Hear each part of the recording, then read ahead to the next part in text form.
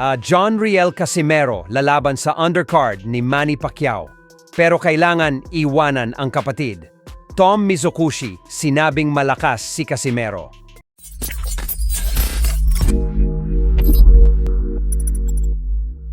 So alam nga po nating lahat na matapos manalo ng ating pambato na si former 3-division champion angas ng Pinas, John Riel Casimero, via 5th round knockout kontra kay Tom Mizokushi, ay nagkausap sila sa isang video call ng ating pambansang Kamau Manny Pacquiao.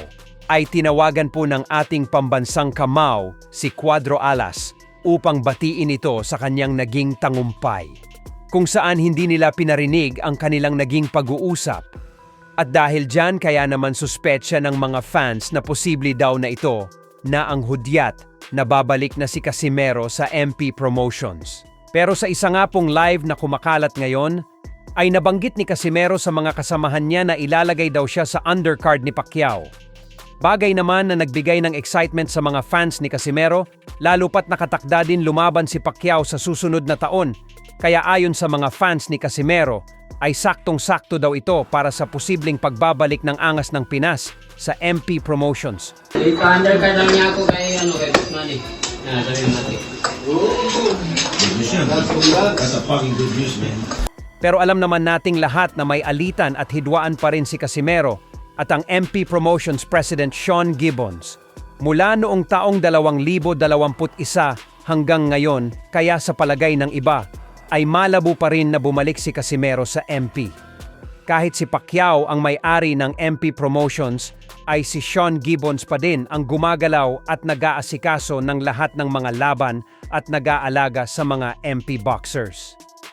Kaya ang kondisyon po ni Gibbons ay pwede daw nilang tanggapin ulit si Casimero sa MP pero kailangan daw nitong iwan lahat ng kasamahan niya ngayon, lalo na umano ang kapatid nitong si Jason.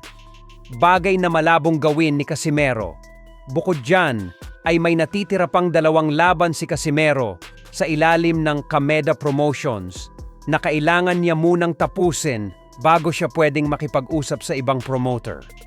Samantala, nagsalita na nga po ang Japanese fighter na si Tom Mizokushi matapos ng masaklap na pagkatalo na nalasap niya sa kamay ng ating pambato. Ayon kay Mizokushi, ay sumampa daw siya sa ibabaw ng lona na may buong paniniwala at mataas na kumpiyansa sa sarili na magtatagumpay siya. Pero iba daw pala talaga yung lakas ni Casimero at pinatunayan daw nito sa kanya kung bakit isa talaga siyang world-class level fighter. Madami man daw bumabatikos sa kanya ngayon pero wala umano siyang ikinahihiya gawa ng nakita naman daw ng lahat ng buong tapang siyang lumaban sa angas ng Pinas. Kaya nagpapasalamat daw siya sa lahat ng tunay na sumuporta sa kanya.